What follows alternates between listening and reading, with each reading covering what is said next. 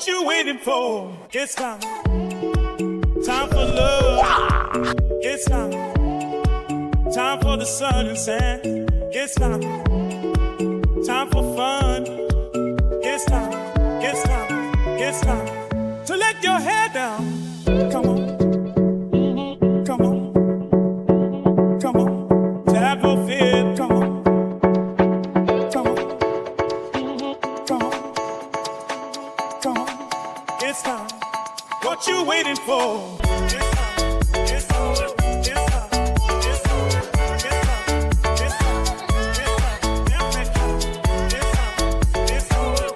It's time. It's time. What you waiting for?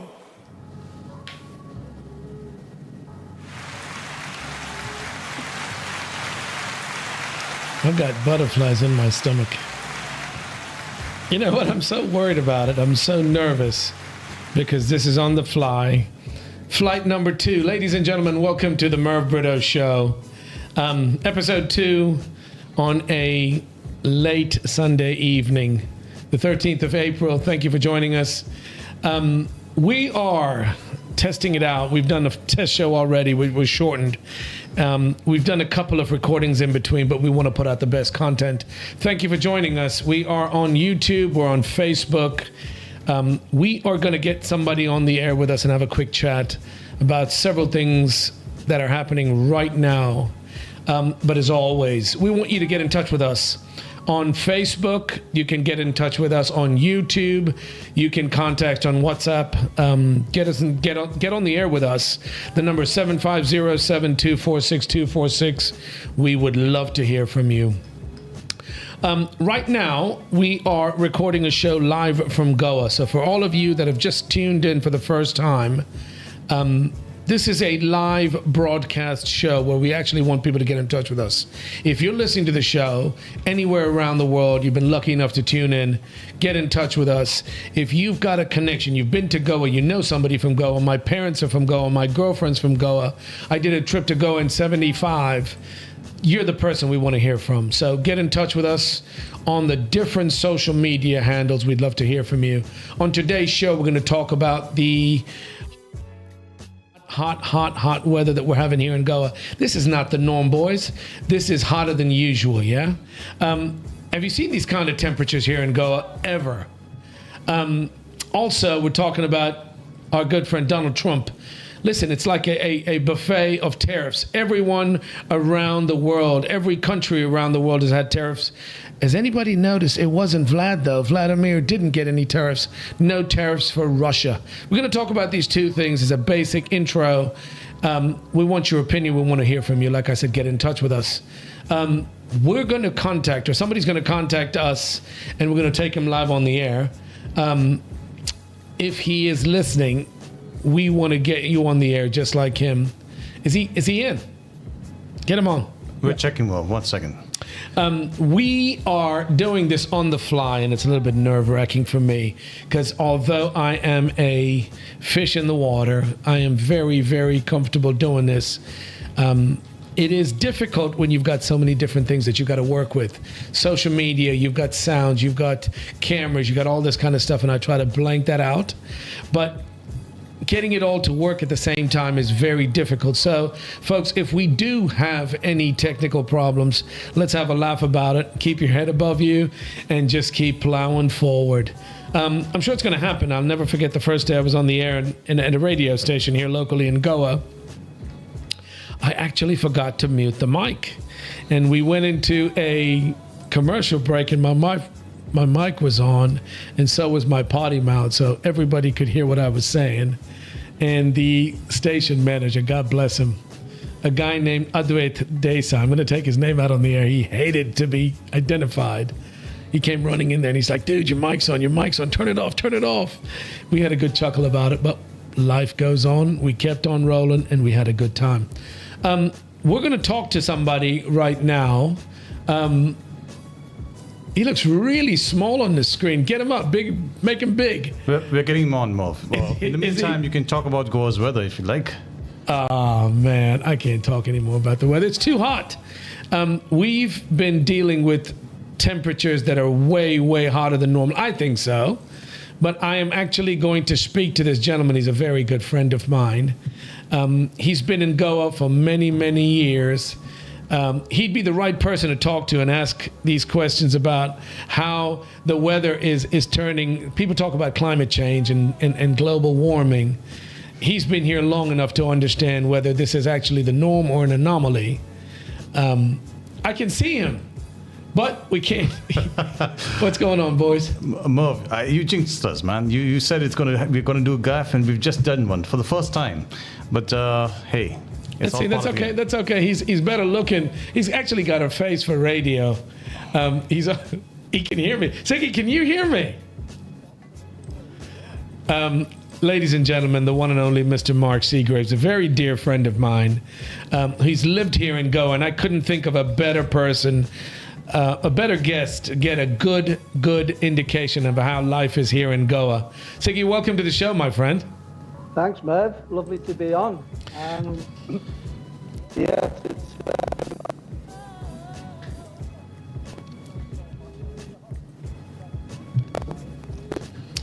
it's never been since I've been here. It's crazy. It's normally never this hot at the beginning of April. Obviously, we get into the dry season before the monsoon. You have lived here for many, many years, and you would know better than most people that live here. Listen, there's a lot of tourists that come here for the heat and the sunshine. Can you ever think back to a year where it's ever been this hot? No, and there's a big reason why a lot of the tourists have gone back, and it is because of the heat. The heat has been too much for the people from Europe, from England, and a lot of them have cut short their holidays and gone back to good old Blighty. Siggy, you've been here for approximately how many years? In Goa, 7 years, and in India, 13. Many, yeah. We're doing this show, and I've spoken about it to you, and we're doing it as a test right now. This is a second episode we've ever recorded. Sound-wise, visually, can you actually see my pretty face? I can, yes. It's and you're very, very clear and very loud, as always. Very clear. Well, that's a good thing. We're ironing out all the wrinkles. You know what I did? My sister and her husband were in town last week, and we did a really, really nice conversation, just a very impromptu, casual conversation about so many things, about what they've done, their full circle, all the way from where she started to where she is today. But I couldn't think of a better person. I've known you for a while now. You're my best friend. I've interacted with you. I've hung out with you. I couldn't think of a better person who's here in Goa, who's been around the world. You've done your thing. You've played professional sport. You've traveled. You've done business. You've done all kinds of stuff. You love Goa, and that's what the show is all about. We want to get people all around the world to get in touch with us. The first time ever you could do a live broadcast and have somebody WhatsApp you or call you, get in touch with you, and have a quick chat about what you think about the situation, the current situation here in Goa. I'll tell you what, you've been here for 7 years. Give us top line, and I'll do another show with you where I want to get more into detail. But in the 7 years that you've been here, what are your thoughts on Goa and where it is today? Well, it's a lot different. Even in the short space that I've been here, the seven years, and there's a lot of infrastructure gone up. I'm not sure whether that's a good thing in terms of, a lot of hotels being built, and there's a big issue now with this big road getting built and going through where I live, Porvorim, and the dust and the chaos that causes. But I suppose, it has to go that way in terms of, putting the infrastructure in. But I suppose someone like yourself who's lived here from a very early age, coming in holidays and going back to the US, you see a hell of a lot of difference. And you've told me, we go through these little villages on our way to Palalim, and that's what it used to be like. It's a totally different place completely right now. Very, very different. Under the name of development, it's got to happen. It's happened all over the world. It's happened all over India. And sadly, it's happening here in Goa. You've got to have the development, but that's not what brought these lovely tourists. And back in the day, in the 60s, the 70s, the hippies, the tourists, the European tourists that loved Goa for the simplicity, not necessarily the development that we see today, but I consider them the goose that laid the golden egg. They came here and spent their money because they loved how beautiful, how untouched, how pristine this place was. You've been coming here for the last 7 years. You've seen the change. It has to happen. How do you do this without pushing people away with really? You've experienced it yourself with visa issues, with the cost of living, with how much you've got to spend to take taxis. How do you do it and keep encouraging people to keep coming back? Well, you try and iron out all of them problems, you know. The British come here because it's relatively cheap, or it used to be relatively cheap to what they usually spend on their holidays. And it's got everything going, hasn't it? It's got the beaches, it's got beautiful beaches, got a beautiful coastline. Obviously the shacks are all there, and it's good food and it's good drink. But I just think it's gone away from that. We have a place in England called Blackpool. Yeah.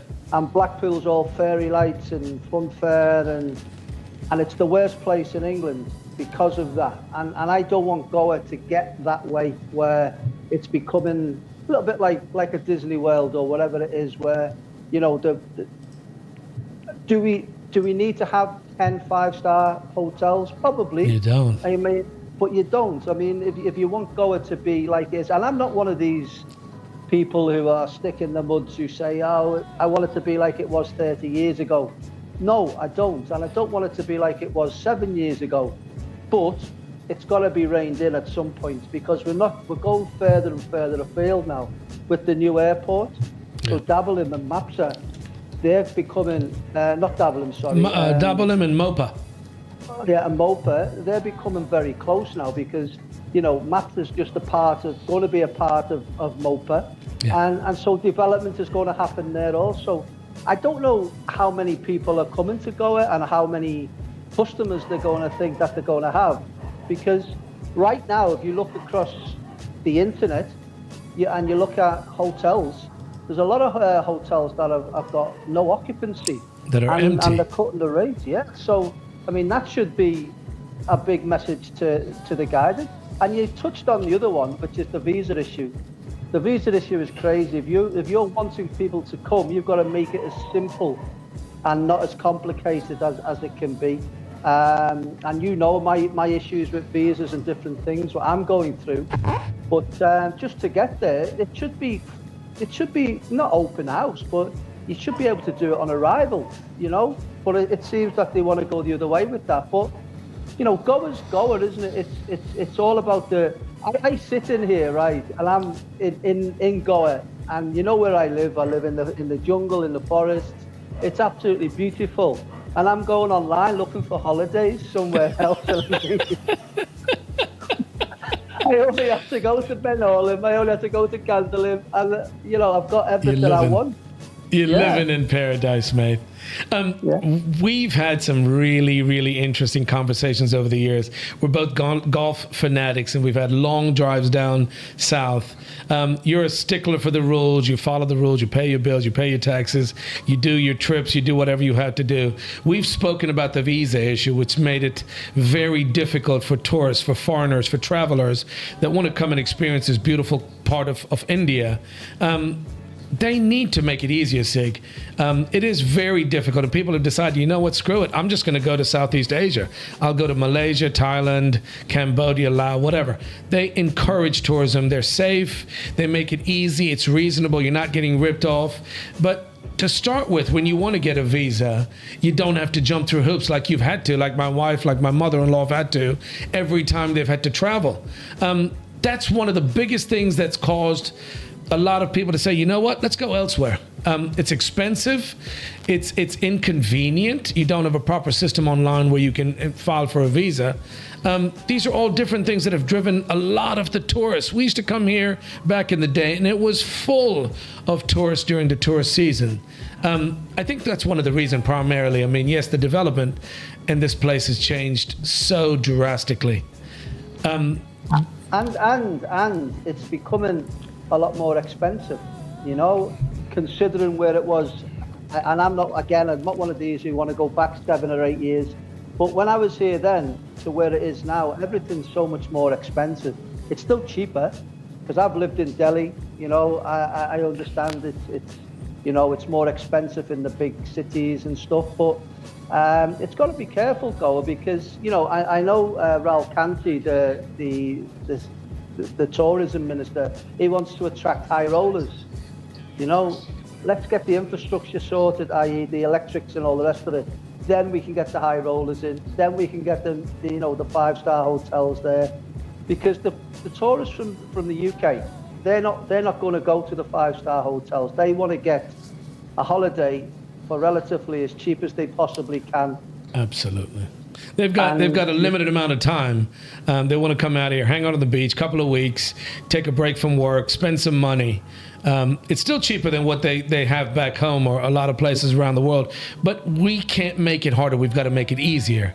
Yeah, you're right. As a tourist destination, it's not the easiest place to come to get to, first of all. But if you're going to make it harder to get visas to get here, you're damn sure going to cut down on the number of people that want to end up coming to India, leave alone Goa. And the people, like you said, that did come to Goa came to Goa for the basics.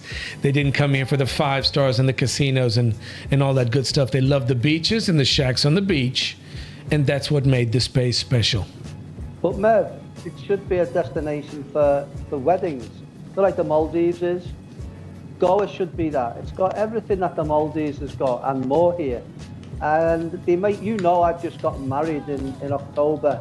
And it took me nearly 12 months to get through the whole process from start to finish. Make it easier, make it accessible.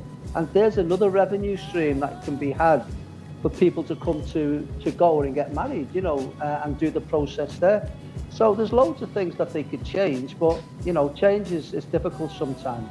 It's like turning a big barge around in the ocean. It takes a lot of time. You know, Sig, you mentioned the tourist destination. You've got some very capable, some very smart people in these high positions, and people get bogged down doing other things. My wish is, and I'm a big fanatic. We're all big fanatics of Goa. That's why we live here. My wish is these people hear what is actually making this place go down the proverbial hill kind of thing. You've got a tourist destination. You've got a beautiful vacation place where people from all over the world for many, many years came here. They recommended it, and it's just become harder and harder and more expensive to come down here.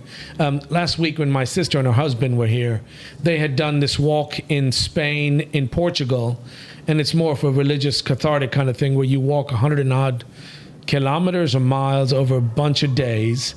And you see all these old ruins and churches and statues and all this good stuff. And I can't think of the name off the top of my head. Boys, anybody remember? What was it called? The El Camino. The El Camino. 100 points for you, Ajoy. They did the El Camino in Portugal. Marky, you mentioned a wedding destination, but you know what? We've got loads of temples, we've got churches, we've got old monuments, we've got some brilliant stuff. Even a simple idea like an El Camino walk kind of thing where you can walk through Goa. You walk through different parts of Goa and you get these stamps on a passport to verify and corroborate that you've actually done the walk. It's amazing what natural beauty we have here, and it's just not being used to its full potential. Can you imagine that bike ride that I go on through Charo Island? Yeah. You know, be able to walk, get the ferry across that little narrow stretch of water, walk across Charo Island, go into Old Goa, go then to Panjim. There's so many things that you could actually, as you said, do that's different. But it's just, you know, as we said before, not many people are all right for change, and change has to happen, and not necessarily the way it's going, not in that infrastructure type thing where there's, hotels being built and another villas and all of this thing. Get the proper infrastructure in place, and then we can work from that. Agreed 100%. I agree with you 100%. You need somebody who's got vision, who can understand what makes things good and what makes things better. Like I said, we've got the natural beauty of Goa. We just need somebody to publicize. We've actually got a Goa tourism department, a government that actually focuses a lot on promoting Goa all around the world, where they can attract new tourism. But you've got to, like you said, you've got to fix and iron out the wrinkles that are causing these problems to happen. You know what? We've got so much. I've got so much I want to ask you, Sig. I want to do a whole. I'm going to do that one day. I'm going to do a whole show with you. You are a fascinating person to me. You're talented. You play golf. You play darts. You play snooker, pool, whatever you want to call it. You're good at all of these things. You've got a pedigree. You've been a professional football player. I would love to. I'm gonna just scratch the surface, but we've had these really interesting conversations about the kids and the youth here in Goa. You see them all over the place. Sports is massive. Football's massive over here, but something I don't see, and I'd love to see, is academics. Brilliant. Everybody's focused on academics, but in a country with such a large population, we've had the discussion, why do we not, or why aren't we able to assemble more talent? I'm going to ask you this as a teaser for a show that I'm going to do with you, a full show that I'm going to do with you about education, about sports, and all the conversations we've had. I'm just going to scratch the surface. Siggy, why don't we have more amazing football players, not just in Goa, but in India overall, to represent this country? Okay, so we have a system that is lacking from the top, the AIAA, which is the All Indian Football Federation. We need to get good coaches in the grassroots right the way across India, not in Delhi and Mumbai. We've got to get them across the whole of India, where the kids from the villages are going to get the same coaching as that. That's where we're going to get it.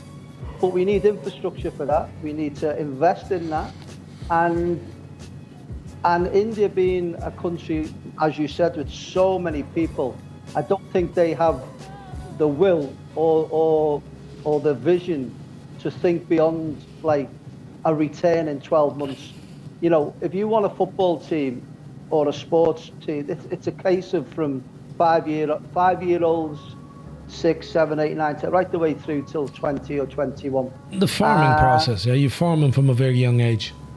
Yeah, we do, and also, in India we have a strict system where, kids at 15 is a 12th standard. Everything's about academia, as you say. So every little creative thing that they had before, whether it's playing the guitar, whether it's playing football or cricket, it all gets put on the sidelines because we have this big year of exams and wanting to get the best grades and to get to the best universities to then get the best jobs. I get all of that. That happens all around the world. It happens in America, it happens in the UK, it happens across Europe.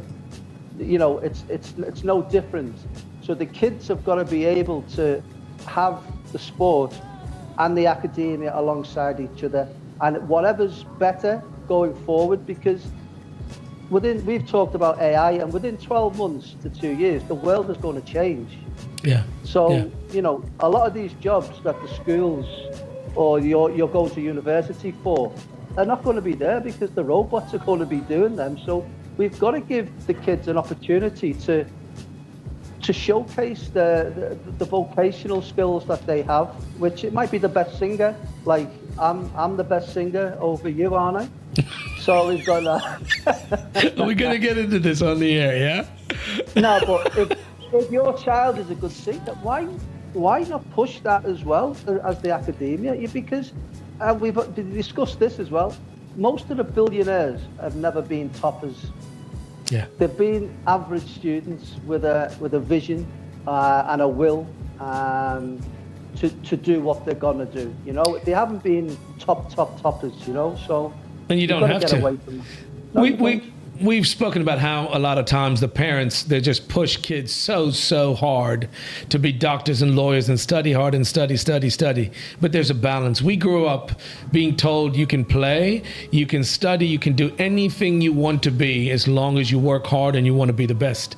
You decide what you want to be. There's nothing that limits you. We were lucky because life was a lot more simple back in the day. But we're going to get into this in a deeper, at another time, in a deeper session where we're going to talk about how kids from a very, very young age, like in the West, in the UK, US, all over the world, are given that opportunity to pick a sport and play a sport, and they get better, they get trained, they get coached, they get farmed like little trees, like little saplings growing into bigger and bigger trees, and encouraged to do the best they can. And like the cream rises. Schools, colleges, professional teams, it gives them such a leg up because it's not just all focus on academia and your grades. So there's more to life. Yes, obviously you have to study. You have to know how to take care of yourself and be a fully functioning adult. But you also got to have good all-round skills, an all-rounder to be a good person, right? To function. Here, there's so much more of a function on academics and how you want to do in school.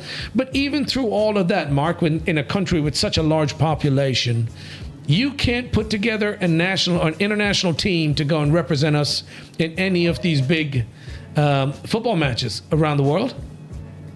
No, because the quality is not there. You know, they might be good in Asia, and the AFC, the Asian Football Federation, I think it is, they have qualifiers, and these teams, so the likes of Qatar have had a lot of investment. They're one of the better teams in Asia.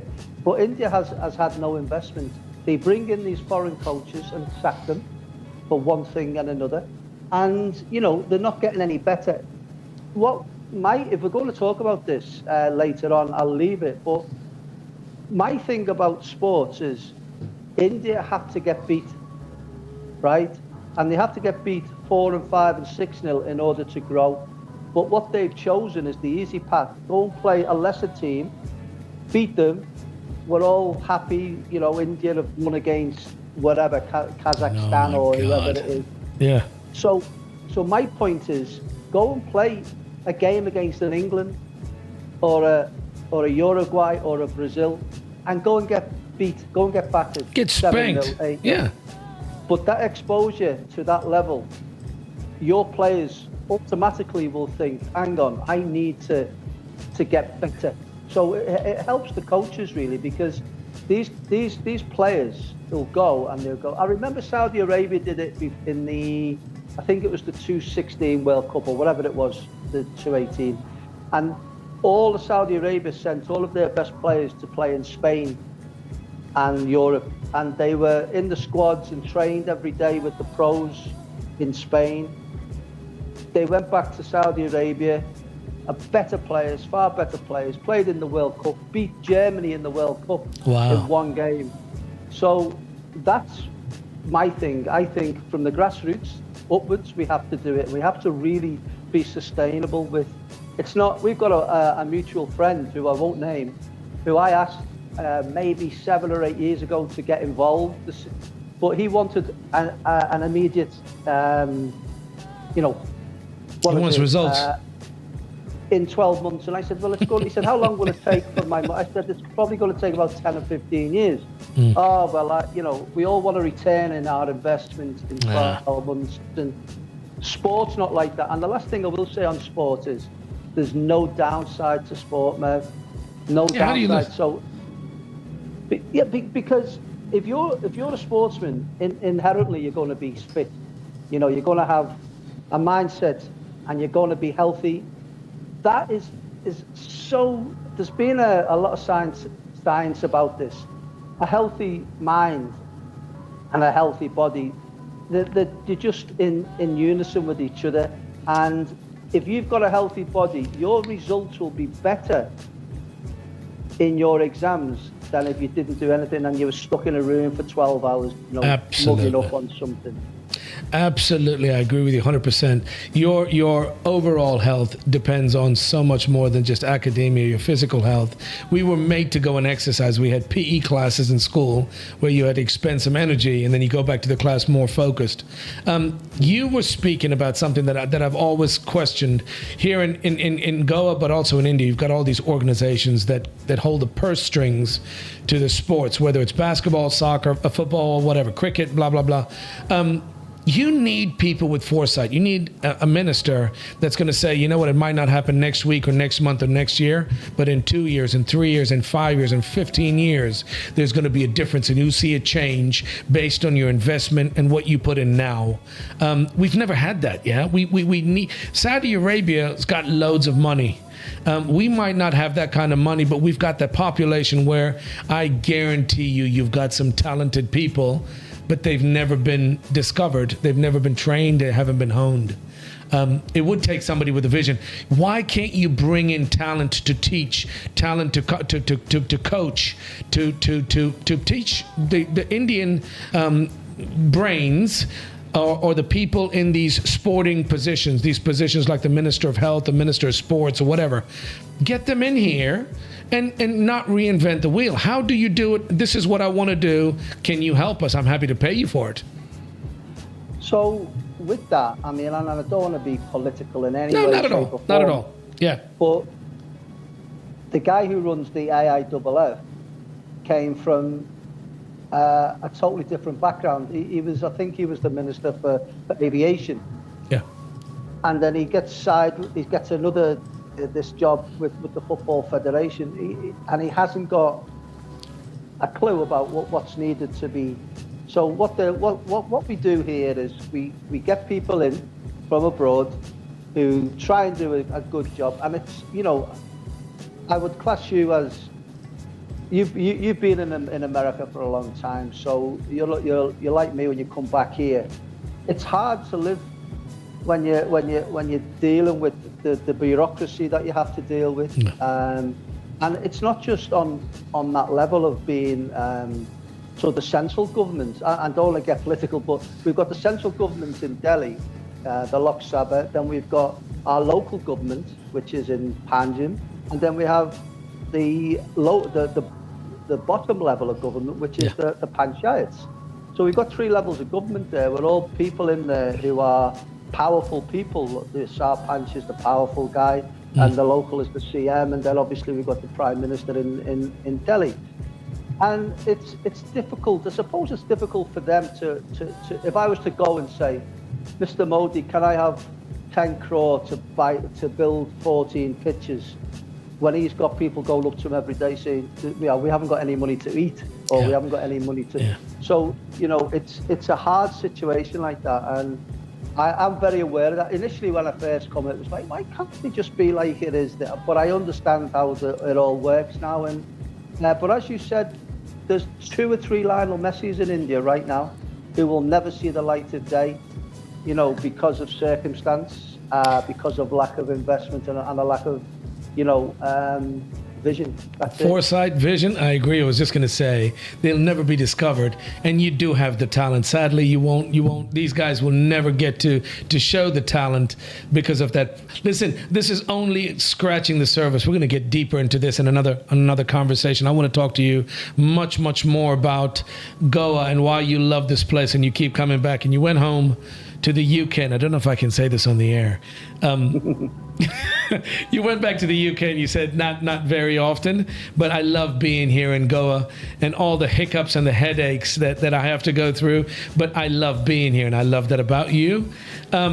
We'll get into more of sport and your background and what makes you so special and your superpowers and what advice you can give. I want to have a proper conversation with you to help potentially any young women or men out there that are thinking about doing something in the sporting sphere.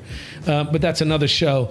Sorry, go on. Can I just interrupt? Yeah, tell me. Just be about the kids. The parents have to be educated also, because we live in a patriarchal society here where, you know, granddad makes all the decisions, and we've seen, you know, families who get dictated through the, you know, we've got to educate our young parents now, you know, where the other guys aren't going to change. I'm an old guy, I'm not going to change. But, you know, my kids will change the way people view whatever it needs to be viewed. But we've got to do that and say to these parents, listen, it's okay for your child to be the best violinist in the world. Yeah. And they earn so much money. It's okay to be a footballer. Yeah. You know, and people go, oh, it's only a 10-year career. Okay, it's not only a 10-year career, it's a little bit more than that. But the money they'll make there in them 10 years, their other son or daughter who might be a doctor, they won't even earn in their lifetime what these guys are going to earn in 1 year. So we've got to change our thought. Listen, and I'm the biggest advocate for academia. People have to get an education. They have to be able to talk about, you know, what's going on in the world and have your own opinions and all the rest of it. But you certainly don't need to be a 99%er to have that. You could be a 70, 80%er, average Joe, and, you know, still have it's no barrier to success, you know, being a 70%er. And you said that a little while ago, you don't have to be smart to succeed. The billionaires out there and the people that have really, really made it in the top are not necessarily the smartest, but they work their tails off. And yes, it takes brains, but it wasn't only academia. They're just all-rounders and they're willing to hustle and work hard. It's a hugely important conversation because the show is about people right here in Goa, kids, youth, people living here from all over the world that come here because they love this place so much. It is a connect to Goa, and anybody anywhere around the world can get in touch with us and ask us questions about the different topics we will speak about.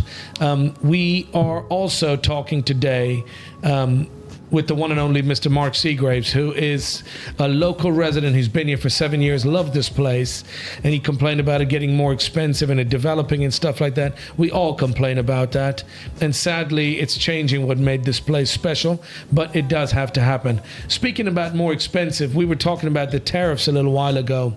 My good friend and yours, Mr. Donald J. Trump in the U.S. had a buffet. It looked like a game show the other day on CNN when he had this big long board with all the country names, and everybody, mate, it is scary how things are going to turn and prices are going to skyrocket.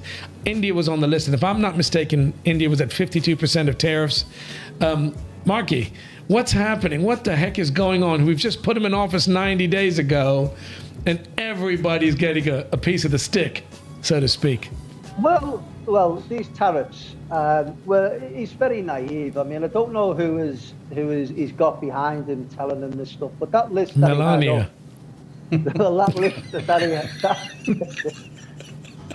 But Merv, that list he had up had two countries or two places that don't have any inhabitants, don't have imports and don't have exports. Papua New Guinea or some little country. Yeah. So, and I'm trying to be like Trump here at my hands, like, but an interesting article come out today, and it was from the Canadian Prime Minister, was it McCartney or Carney or whatever his name. Yeah. And it was very interesting. He's done a 90-day block on the charges, hasn't he, to a lot of countries. And this was the thing. This Carney, they bought all of the bonds. The bonds that America have in the banking system, which the 30 trillion down or something, or 3 trillion in deficit. All of these other countries are buying up these bonds. So it's making America very vulnerable right now. But that's what they're doing. How do you do this? How do you just come in and completely screw the entire global economy? 140% on China, India at 52%. How do you just... Listen, initially, I thought he was 10, 15, 20%. Trump is Trump. He wanted to make Canada the 51st state, Greenland. You know the deal, dude. But how do you just come out and like a machine gun, fully loaded, and just bang, bang, bang, 140% against China? By the way, Can I ask you a trivia question? Can you name one country that was not on the list that's probably one of the biggest countries in the world? Russia, of course it was. Why? Siggy, you're smart. You're not only are you good looking, but you're smart. Why not Russia? Because I think, and it's been said before, that Putin has something on Trump. He has something on You Trump. think so? There was an incident, wasn't there, when he was doing the Miss World, and he went to Russia. And you know what his penchant for young ladies is like. I think Mr. Putin, with all of the intelligence that goes on, he knows something, and Trump is desperate to try and not let that come out. I'm only surmising, so. But yeah, I mean, listen, at the end of the day, I know any politician, any prime minister, any president, it's all the people that are below him that are the intelligent ones, aren't they? You know, can you imagine, you know, Donald Trump with the nuclear bomb? You know, any given day, if he had that on his own, we'd all be toast, wouldn't we? We'd all be fried toast. It is a scary thought, yeah, when you think about what he's doing and how he's changed the world, and not necessarily for the better. There's a book about it, right? How to make friends and create enemies or something. I don't know. I'm not smart enough. He's come out, and all these countries where he's claimed that have not had balanced budgets, or they've had deficits with these countries because of the tariffs that these countries impose on American goods coming into these specific countries. He's trying to retaliate, but I don't agree with. Listen, fair is fair, but I don't agree with how he's doing it. And it's like a threatening kind of, this is not how you make friends and allies around the world. Countries that have supported you and you should have supported in a win-win situation. This guy has just come out and blanketed these tariffs on some of them, these poor countries that make no sense. And it's scary what it's doing to think of what's going to happen in the next few days, the next few weeks. Mark, are we going to be able to afford to buy anything, mate? But, obviously not, no, but you've seen the film with Dumb and Dumber. Dumb and Dumber, the movie, yeah. Yeah. Well, that's the president and his vice president, isn't he? You know, J.D. Vance. Have you seen what he's been saying? He's been calling the Chinese peasants. He's been saying the British are all this, that, and the other. You know, do you know what America needs to do? Just don't be at war with anyone for about 10 years. Save all your money, and you'll be okay. You know, it's just. I look at them too, and I think, oh my goodness, is this what it's come to right now? You know, J.D. Vance is worse than him, mate. He's absolutely shocking. There are a lot of people that are shaking their heads, that are really worried about the situation in the States with this new government, and if anything happens to Trump, JD takes over. It's scary, but that's scarily enough. That's sadly enough. That's the world we live in. I can't think of what's going to happen and how these economies around the world are going to survive. You've seen the markets react, and that's a brilliant indication of what's going to happen, or what's happening right now. People are so worried about how hard they've worked and invested their money, and all their investments are just getting thrown out the window because of these silly rules. Segi, I tell you what. I want to. Sorry, no, go ahead. Every time you say that. Just this immigration thing as well, where a lot of the B1 visas from India, the students from India, are now getting, not being given out, and getting, if you at any point go on a rally or that's not conducive to America, then you're going to get shipped home. That isn't democracy. That is crazy what they're doing, and it's. And sorry, and the worst thing about it all is he told us he was going to do it, and you voted for him. And you voted for him. Yeah. Listen, we can't take on. The reason we've kept our good looks is we don't worry about these kind of things, and hopefully we don't have to continue worrying about these things because we live in this paradise that we call Goa. It's not the easiest. It's not necessarily the cleanest. All the superlatives, but we love it the way it is, and that's why we choose to live here. So we're a little bit more.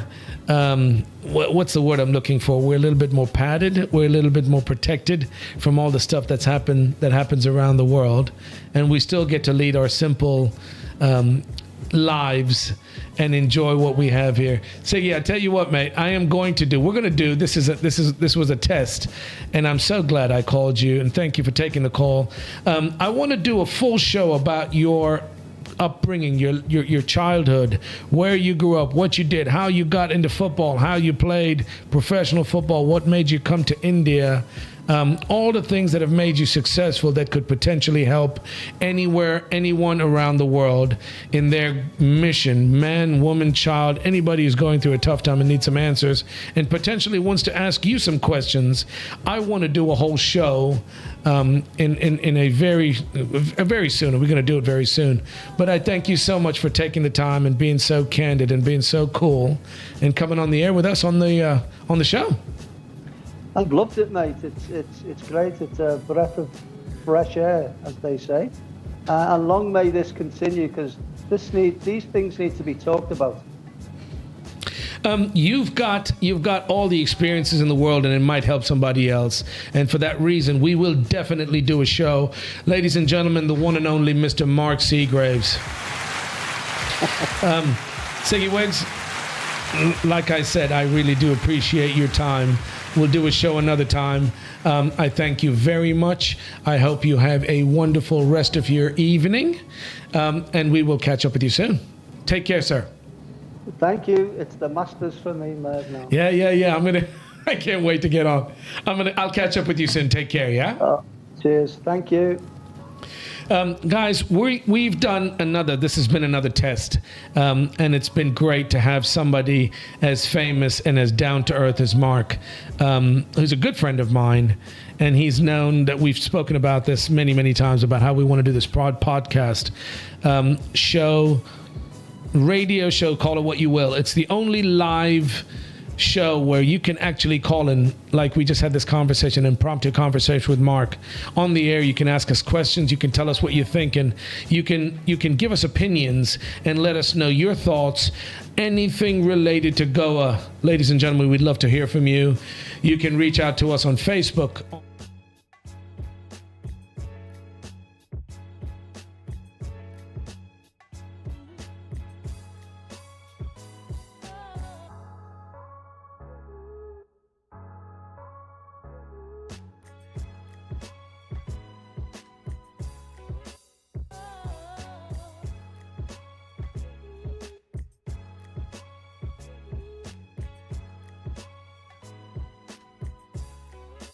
Get to know what we're doing, what we're all about. We would love to hear from you, but for now, that's all for us for today.